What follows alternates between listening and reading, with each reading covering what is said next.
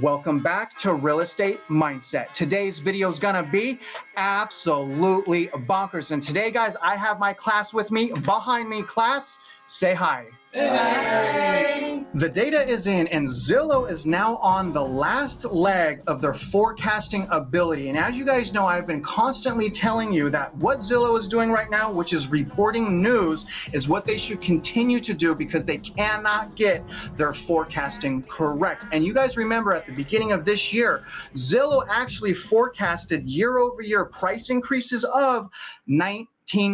So I ask myself all the time, how many people purchase property based on Zillow's forecasting alone? And so what we're going to do today, you guys, is we're going to jump into a Zillow article titled Zillow Home Value and Sales Forecast September 2022. Now, you guys, remember, I am not your financial advisor, even if I want to be, even though my bio is as a realtor, loan officer, instructor in real estate, father, husband, renter, someone that had a foreclosure, someone that wants you to win, and someone that owns real estate. So for that bio, please like this video, subscribe if you haven't already, and do me a favor, you guys, please comment below. You guys absolutely know I love hearing from you. It keeps me going, so thank you. So let's jump into this article right now. All right, guys, so the 3 bullet points that we're going to start out is number 1, Zillow's forecast for home values and sales were revised down in August as the market continued to slow and inflation pressures remained strong. Number 2, Zillow forecast, and here's the crazy thing, you guys, here's why I'm saying they got no more room to go down until they get to negative territory. Zillow forecast year-over-year growth of only 1.2%. That is astonishing, you guys, and they got nowhere else to go but down into negative territory. Now, number 3, 5.1 million existing homes are expected in 2022, according to Zillow's latest forecast, which is a 16.4 decrease from 2021. Zillow continues to flip-flop. They continue to demonstrate to us that we cannot lean on them. And this is why I'm always preaching to people, talk to a realtor. Don't trust Zillow, who uses computers to figure things out. Do y'all see what I'm, do you guys see what I'm getting at? But what I did is one extra. I'm actually going to show you the report that they issued at the beginning of the year to show you how much down they've come from their actual forecasting. Take a look at this. All right, guys, so here's a snippet of their forecast that they issued in February. And I want to read this real quick for you. And I want you guys to pay attention to the over-optimism versus what I believe should be happening, caution. Now, take a look at how they're,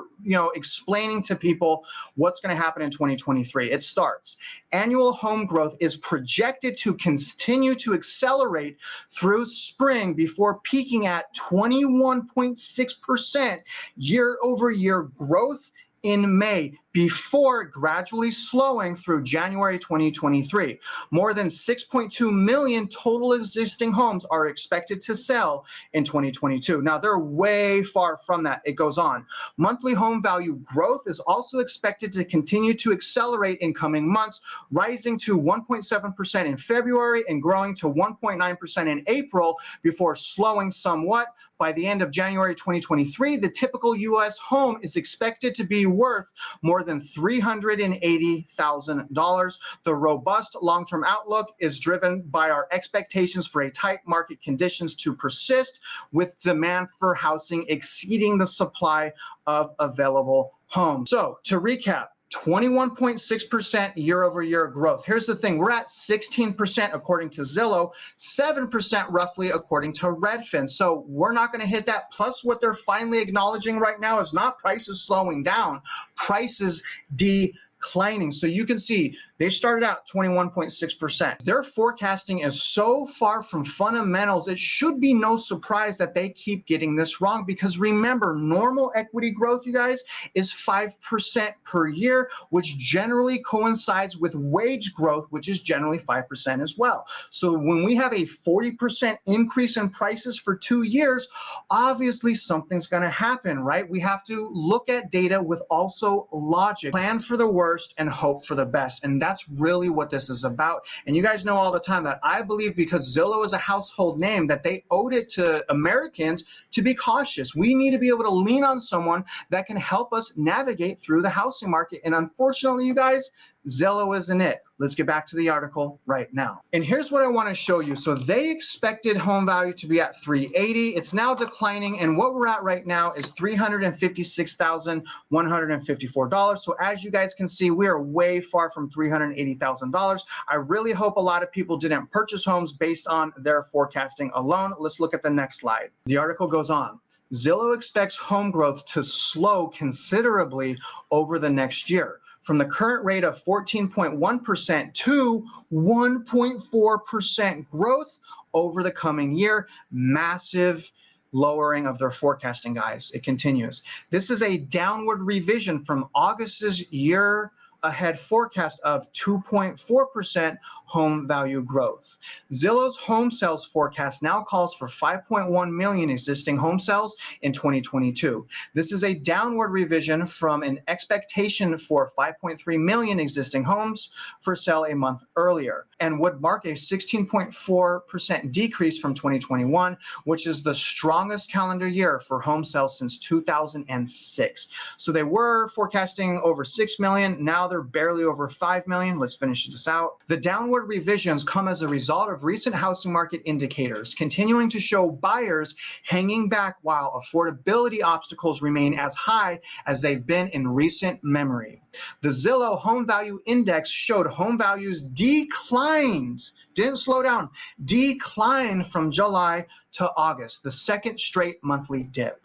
Days to pending and total inventory are climbing while the flow of new listings is much lower than a year ago, indicating homes are lingering on the market longer without a sale. Mortgage rates rose in August and inflation pressures remain strong, which may lead the Federal Reserve to raise interest rates faster than expected.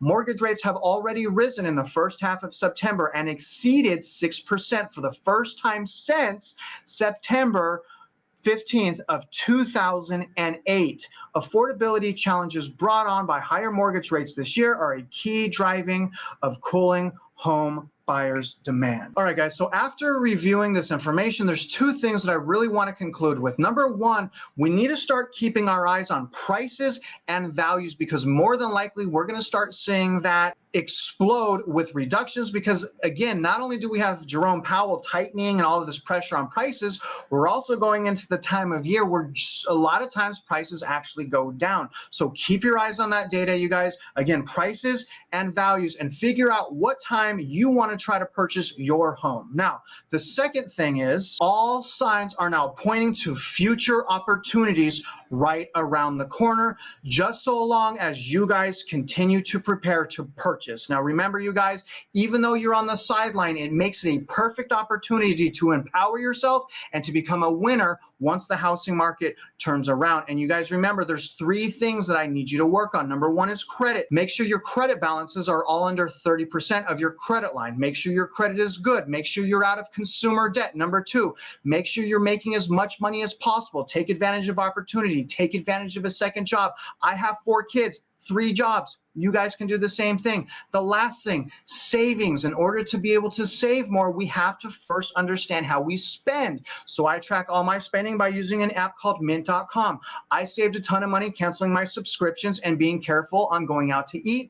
I found that I spent like $2,000 on going out to eat. Once I found that out, I made a change and saved myself over $1,500 a month. So you guys can do the same thing. But the most important things, you guys, the most important thing that I want you to do is stay encouraged, stay patient, and continue to empower yourselves. Now, I hope you guys got some value from this video. And if you're out there investing in real estate, I do wish you luck, and I hope you win.